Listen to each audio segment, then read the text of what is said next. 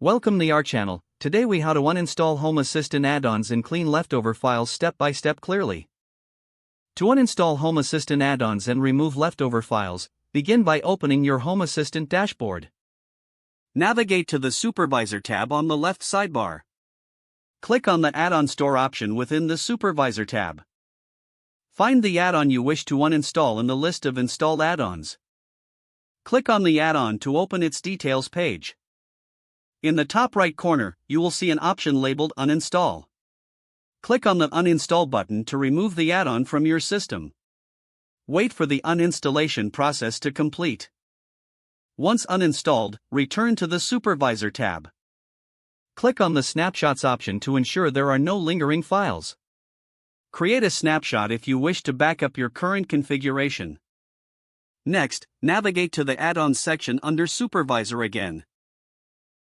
Check if the add-on still appears in the list.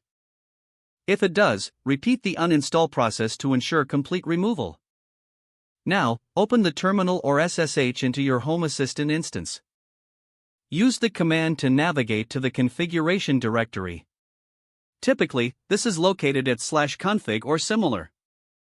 Look for any folders or files related to the uninstalled add-on. Common folders might be named after the add-on, so be thorough in your search.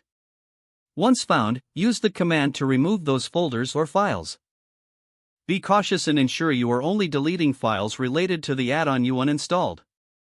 After cleaning up, restart your Home Assistant instance for the changes to take effect. Finally, check the logs for any errors or warnings related to the uninstallation process. You have now successfully uninstalled the Home Assistant add-on and cleaned up leftover files. If the page does not load, refresh the browser or try again in a private or incognito window.